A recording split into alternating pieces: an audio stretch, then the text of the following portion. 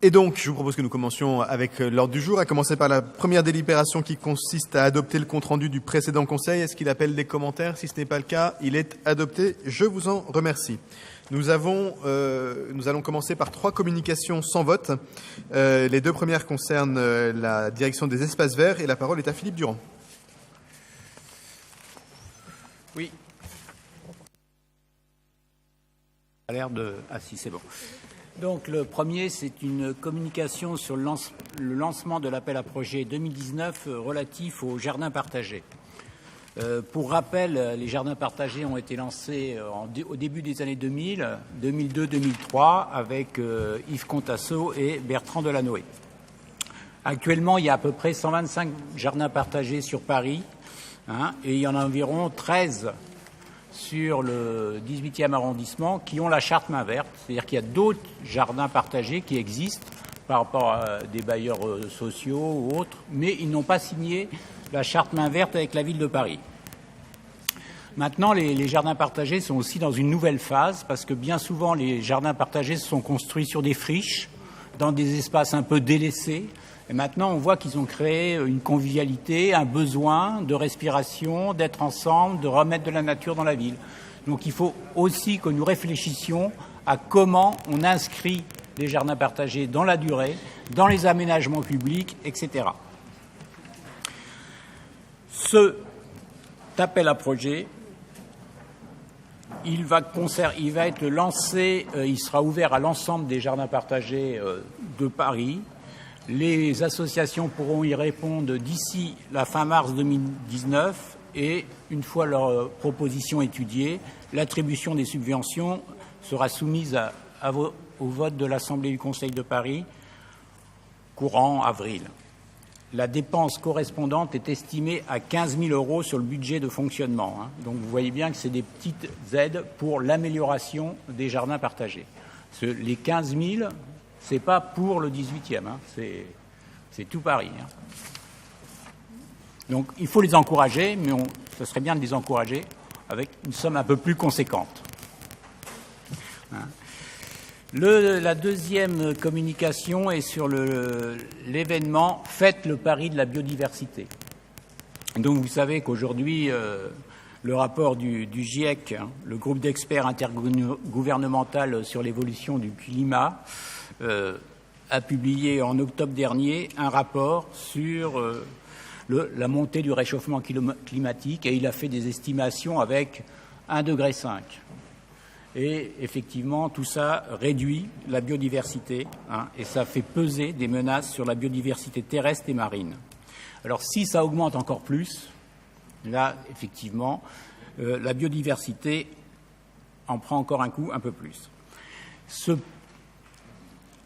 pari, faites le pari de la biodiversité, ça s'inscrit dans l'action 10 du plan biodiversité de Paris 2018-2024 qui a été adopté en mars dernier au Conseil de Paris.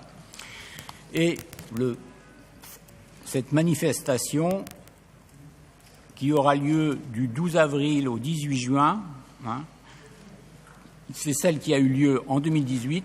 Il y a eu près de 120 événements qui ont eu lieu lors de cette manifestation. Une nouvelle édition va avoir lieu au printemps 2019, pareil au mois d'avril, mai, juin, afin de mettre en valeur l'action de la ville en faveur de la biodiversité. Il y aura une journée un peu phare avec la journée mondiale de la biodiversité le 22 mai.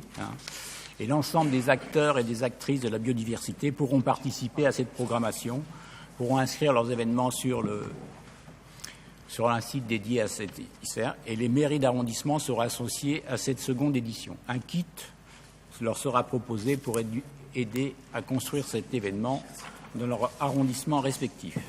Voilà ces 2 communications. Merci beaucoup Philippe pour cette présentation dense. Est-ce que cela appelle des interrogations ou des commentaires ou des questions? Si ce n'est pas le cas, on en vient à une autre communication sans vote qui va être présentée par Michel Lerneuf. Oui, merci. Il s'agit donc de faire le bilan annuel d'un certain nombre de délibérations qui concernent les équipements neufs dans l'arrondissement. C'est-à-dire Paris fait Paris, c'est cette opération a pris ce nom générique, Alors, il y a 4 opérations dans le 18e. La construction de l'école et de la crèche à Chapelle Internationale. Ce que l'on peut remarquer, c'est que les délais sont respectés, puisque on a, entre les délais annoncés et les délais réels, il y a pour le moment concordance. Les permis de construire ont été délivrés et le montant prévisionnel et le montant actuel sont de la même somme, donc pas de dérapage. Deuxième projet, le lycée municipal au 113 rue Championnet, restructuration pour le transformer en école polyvalente de 12 classes. Alors là, c'est un peu pareil. Les délais annoncés correspondent aux délais réels pour le moment. D'ailleurs, le collège provisoire Utrio s'y est installé. Et il n'y a pas non plus de dérapage entre les montants prévisionnels et les montants actuels. Le troisième, c'est la construction du gymnase, de locaux sociaux pour les jardiniers et d'extension du jardin public et création d'une exploitation agricole urbaine au 122 rue des Poissonniers. Là, les délais annoncés et les délais réels sont à peu près à 1 mois près équivalents. Il y a eu un surcroît de travaux dans le budget qui a été abondé de 0,17 millions, faisant passer le projet de 12 millions à 12 170. Cela pour des raisons de financer le surcoût de la mise en œuvre de la géothermie. Et enfin, le dernier, c'est l'implantation des services de la DCPA et de la DAC au bâtiment municipal 11 rue du Pré. Là encore, les délais sont tenus et il y a eu une légère augmentation compte tenu du fait que la DAC, la DPA et la DEV ont demandé d'intégrer un certain nombre de demandes complémentaires, ce qui a fait passer le budget prévisionnel qui était à l'origine de 8,7 millions à 10 millions. Voilà ce que je devais vous communiquer aujourd'hui.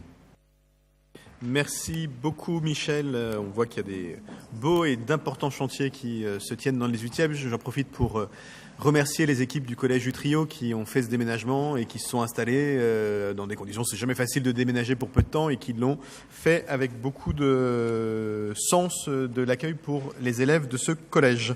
Est-ce que cela appelle d'autres commentaires ? Non.